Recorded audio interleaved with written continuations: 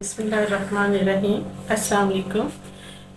आज का जो टॉपिक है वो management of hypertension during pregnancy है। इससे पहले मैंने हाई रिस्क पेशेंट्स जो होते हैं, जो प्रेगनेंसी में जिनको ब्लड प्रेशर हो सकता है या जो हाई रिस्क होते हैं प्रेगनेंसी में हाइपरटेंशन के लिए, उनकी मैंने एक शॉर्ट वीडियो बनाई थी। और इसके अलावा मैंने जो कॉम्प्लिकेशंस हो सकती हैं हाइपरटेंशन में, उसके बारे में मैंने एक वीडियो पिछली दफ़ा अपलोड की है। आज एक्चुअली इसकी जितनी भी कॉम्प्लिकेशन हैं, इसको अलग अलग अगर हम एड्रेस करें, ख़ास तौर पे इक्लेम्शिया और प्री एक्लेम्शिया, जो स्वेयर प्री एक्लेम्शिया है, उसकी मैनेजमेंट काफ़ी तफसील से होनी चाहिए। लेकिन मैं ओवरऑल आपको इसकी जितनी भी प्रॉब्लम्स हो सकती हैं उससे बचने के लिए आपको एक व्यू दूंगी ताकि आपको पता चल सके। तो सबसे पहले तो यही है कि जिन लोगों को जो हाई रिस्क पेशेंट्स होते हैं, जिनको हाइपरटेंशन की तरफ जाने की वो होती है टेंडेंसी प्रेगनेंसी में, यानी ओबेसिटी, या जिनकी उम्र बहुत कम है या जिनकी उम्र ज़्यादा है, सारी वो मैंने क्राइटेरिया पिछली अपनी वीडियोस में बताया है। जिन्होंने नहीं देखी वो ख़वातीन प्लीज़ उसको देख लें, और देख लें अगर आप उसके हाई रिस्क में आते हैं तो आप उसको देख के तो पहले से ही अपने दिमाग में सोचें।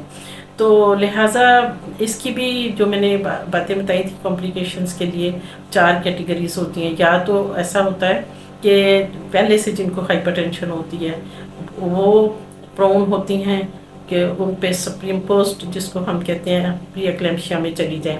और दूसरी वो होती हैं जो कि सिर्फ गेस्टेशनल हाइपरटेंशन होती है, तो उसको हमने मैनेज करना होता है। और तीसरा जो होता है वो प्री एक्लेम्शिया, जो कि फिर बाद में स्वेयर एक्लेम्शियास में भी चला जाता है। और चौथा एक्लेम्शिया है, जिसमें फिर वो हेल्प सिंड्रोम में भी जा सकता है और DIC वगैरह में जा सकता है। तो ये इसकी कैटेगरीज थी। अब देखना ये है कि हम इनको बचा कैसे सकते हैं। तो सबसे पहले मैं ये एडवाइस करूँगी, जितने भी हाई रिस्क लोग इसमें आते हैं ख़वातीन, उनको अपना, अगर वेट ज़्यादा है तो वेट कम करना है। अगर उनको पहले से हाइपरटेंशन है या डायबिटीज़ मेलाइटस है या ब्लड कोएगुलोपैथी में कोई प्रॉब्लम है तो उसको पहले मैनेजमेंट करनी है। उसमें अगर कोई न्यूट्रिशनल डेफिशिएंसी है, यानी आयरन की डेफिशिएंसी है, या उनमें विटामिन D की डेफिशिएंसी है, या उनमें विटामिन B12 की डेफिशिएंसी है, तो उन सारे फैक्टर्स को प्रेगनेंसी से पहले आपने कंट्रोल करना है। अगर वो डायबिटीज़ मेलाइटस की पेशेंट्स हैं तो उसको भी आपने प्लान करके प्रेगनेंसी करनी है। अगर ओबेसिटी है तो उस ओबेसिटी को आपने कम करना है, आपने डाइट प्लान बनाना है, आपने एक्सरसाइजेस करनी है, अपने वेट को कंट्रोल करना है, ठीक है। और इसके अलावा जिनको हाइपरटेंशन है वो अपना BP कंट्रोल करेंगी, अपने गायनोकोलॉजिस्ट से मशवरा लेंगी, क्योंकि ज़रूरी नहीं है जो मेडिसिन्स वो प्रेगनेंसी से पहले ले रही हों वही हम आपको प्रेगनेंसी में भी दें।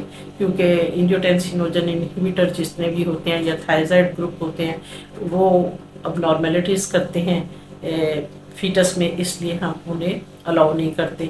तो ज़रूरी होता है कि वो 3 महीने पहले अपनी सारी जो प्रोफाइल होती है ब्लड की, उसको वो चेक करवाएं, गायनोकोलॉजिस्ट से मशवरा लें। और अगर उन्हें मेडिकल कंसल्टेंट से भी मशवरा लेना है तो गायनोकोलॉजिस्ट उन्हें बताएगी, वो अपने मेडिकल कंसल्टेंट से भी मशवरा लें, ताकि उनका जो BP है वो ना बढ़े प्रेगनेंसी में, या कोई कॉम्प्लिकेशन ऐसी ना हो जिसकी वजह से वो प्री एक्लेम्शिया या एक्लेम्शिया की तरफ से हेल्प सिंड्रोम की तरफ जाए।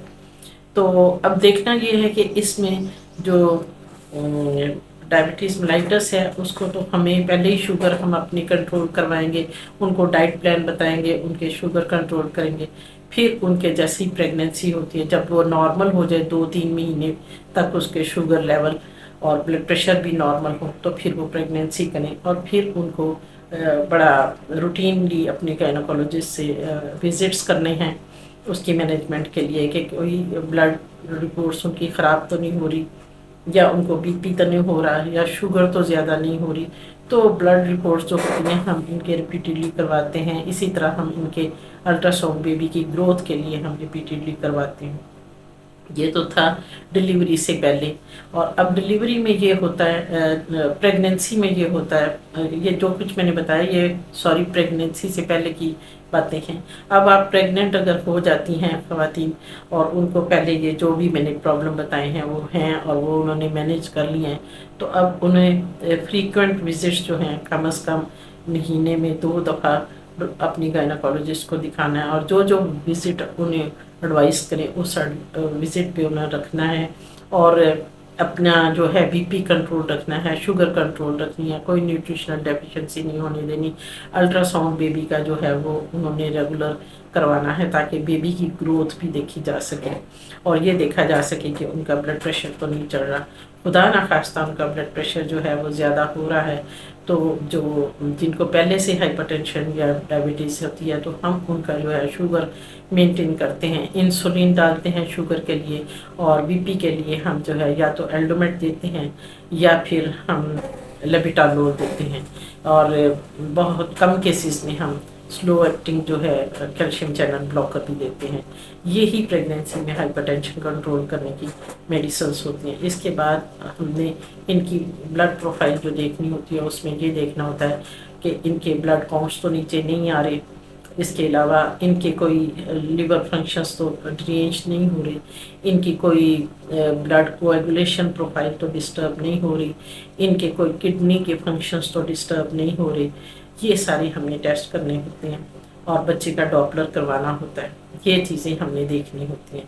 اب سپوز اگر ان کو کوئی کمپلیکیشنز کی طرف جاتی ہیں تو ان کا ویٹ گین ایک دم ہونے لگتا ہے، اور پھر اڈیما ہونے لگتا ہے ہینڈز کا، فیٹ کا، فیس کا۔ اس کے علاوہ ان کو یورین میں پروٹین آنے لگتی ہے، وہ پروٹین اگر 300 ملی گرام سے زیادہ ہو تو وہ پری ایکلیمشیا کی طرف جا رہی ہیں۔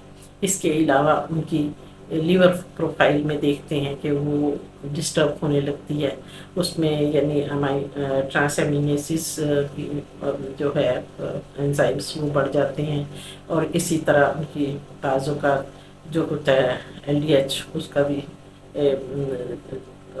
مقدار بڑھ جاتی ہے، اور جو کڈنی فنکشنس ہیں وہ بھی ڈیرینج ہونے لگتے ہیں۔ یورک ایسڈ ہوا، یوریا ہوا یا کریٹینین ہوا، یہ جو ہے ہم نے نارمل لیولز کو مد نظر رکھتے ہوئے دیکھنا ہے کہ ان پہ کوئی افیکٹ تو نہیں آ رہا۔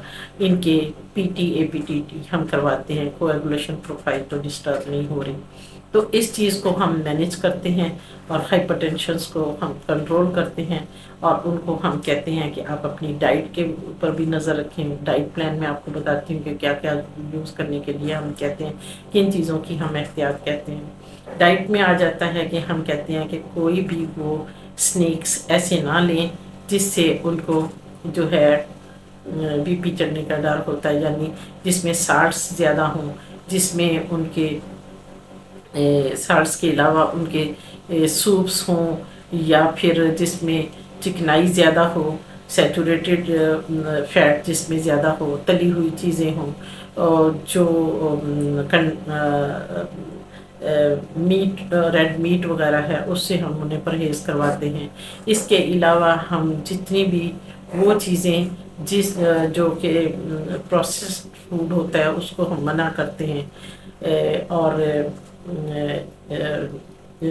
کیچپ ہو، چٹنیاں ہوں، اچار پکلز وغیرہ ہوں، اچار جن کو ہم کہتے ہیں، یہ ساری چیزیں ہم، سوڈاز ہوں، اس طرح کی چیزیں ہم منع کرتے ہیں۔ زیادہ سویٹننگ والی چیزیں بھی جو ہیں وہ بلڈ پریشر اور شوگر دونوں کو بھی بڑھاتی ہیں، لہٰذا ان چیزوں سے بھی ہم انہیں منع کرتے ہیں، اور لائٹ ڈائٹ دینے کو کہتے ہیں، ایزی ڈائجسٹیبل ڈائٹ دینے کو کہتے ہیں، فریش ویجیٹیبلز اور فریش فروٹس کہتے ہیں، جس میں ایپل آ جاتا ہے، اورنجز آ جاتے ہیں، اس کے علاوہ کیوی آ جاتا ہے، ایووکیڈو آ جاتا ہے۔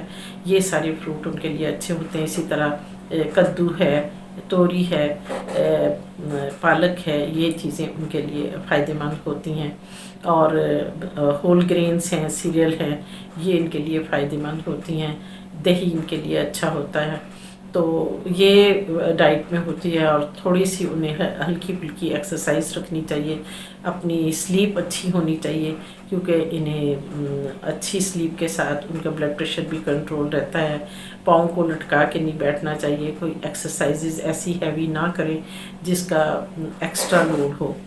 تو ہوتا یہ ہے کہ جن کو پری ایکلیمشیا کی طرف جاتے ہیں، جب اصل میں پریگننسی ہوتی ہے اور پلیسنٹا اور یوٹرس کے درمیان جو ویسلز بننے لگتی ہیں بچے کی بلڈ سپلائی کی، تو اس میں پرو انجوجینک فیکٹرز اور جو اینٹی انجوجینک فیکٹرز ہوتے ہیں ان کا بیلنس ہونا بہت ضروری ہوتا ہے۔ جب یہ بیلنس ڈسٹرب ہو جاتا ہے تو جو میٹرنل سرکولیشنز ہوتی ہیں، ان کی جو ویسلز ہوتی ہیں، اس میں پھر اب نارمیلٹیز پیدا ہوتی ہیں۔ اس میں جب ویزو کنسٹرکشنس ہوتی ہے، شریانیں سکڑتی ہیں، تو پھر وہاں پہ پلیٹلیٹ جو ہے وہاں پہ ایگریگیٹ ہونے لگ جاتے ہیں، پلیٹلیٹ کی کمی ہوتی ہے، بلڈ پریشر چڑھنا لگتا ہے، اور ساری پروفائل پھر خراب ہوتی ہے۔ کڈنی کے فنکشنز بھی ڈیریج ہوتے ہیں، لیور کے فنکشن بھی ڈیریج ہوتے ہیں۔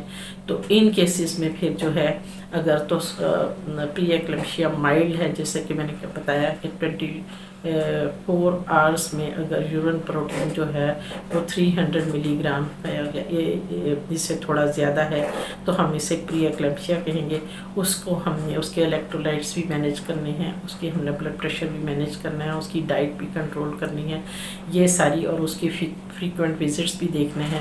پھر بچے کے لیے ہم نے الٹرا ساؤنڈ جو ہے ڈاپلر الٹرا ساؤنڈ کروانا ہے، تاکہ ہم دیکھیں کہ بچے کی گروتھ صحیح ہو رہی ہے، کوئی خدا نخواستہ برپشو پلیسنٹی میں تو نہیں جا رہا۔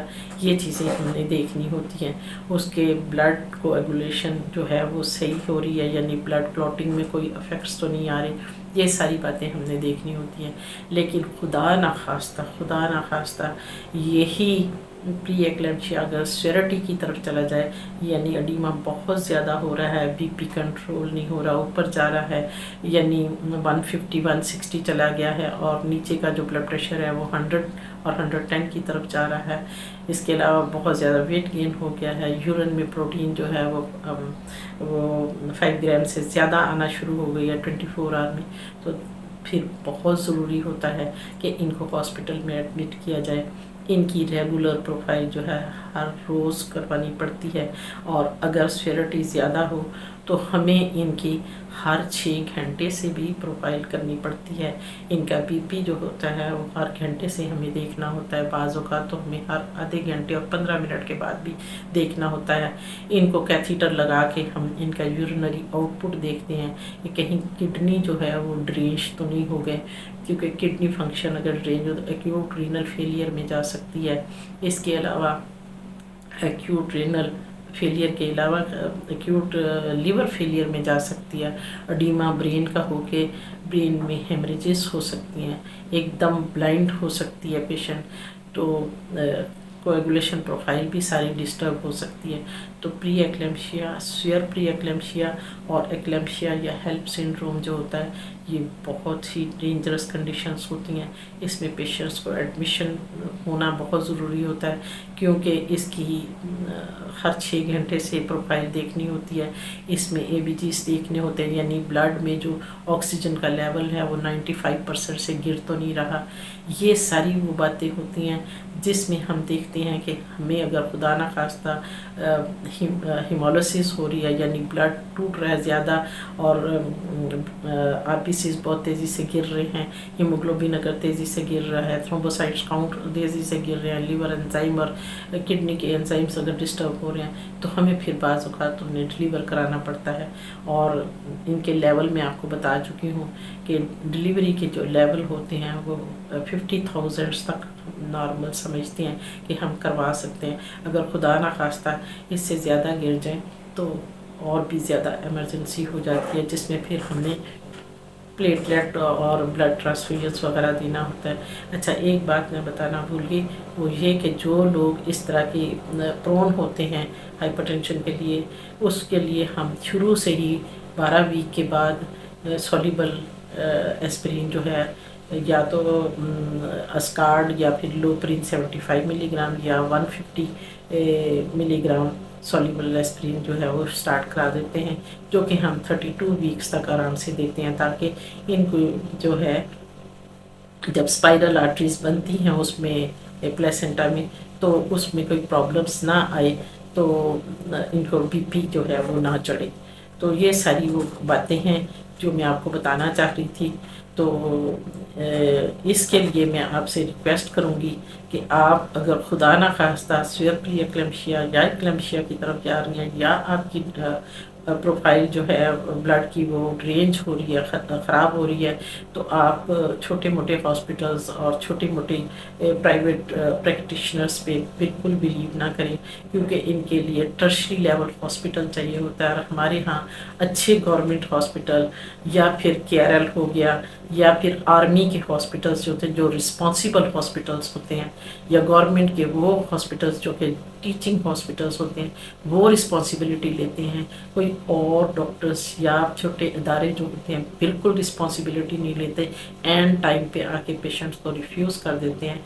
इसलिए इन ख़वातीन के बारे में बड़ी एक्यूट नज़र रखनी चाहिए, घर वालों को भी और ख़वातीन को खुद भी और उनके हस्बैंड्स को भी। तो ये सारा कुछ मैं आपको बताना चाह रही थी। अगर स्वेयर प्री एक्लेम्शिया या हम एक्लेम्शिया की बात करें तो वो इंशाल्लाह ताला फिर किसी दूसरे उसमें बता दूंगी, लेकिन इसकी जो कॉम्प्लिकेशन है वो मैं आपको बता चुकी हूँ कि ये बहुत स्वेयर होती हैं, इसमें डेथ होने के बड़े चांसेस होते हैं, और औरत के भी और बच्चे के भी, और फिट्स में चली जाती हैं, एडिमा हो जाता है, ब्लीडिंग टेंडेंसी में चली जाती है, ब्लीडिंग कंट्रोल नहीं होती, जिसे हम DIC कहते हैं। तो ये बड़ा कॉम्प्लिकेटेड प्रॉब्लम्स होते हैं। इसलिए जो patients pre eclampsia, swear pre eclampsia में या एक्लेम्शिया की तरफ जा रही हैं, उन्हें प्लीज़ टर्शरी लेवल गवर्नमेंट के हॉस्पिटल्स में आप रजिस्टर करा के उन्हें वहाँ पे एडमिट करवाएं और उनका वहाँ पे इलाज करवाएं और उनकी सारी केयर करनी है। और इससे पहले जो प्रोफाइलिक मीडिया है वो मैं आपको बता चुकी हूँ। Thank you so much. अगली वीडियो के तक के लिए इजाज़त दीजिए। मेरे चैनल को सब्सक्राइब कीजिए और अपनी राय से मुझे आगाह कीजिए।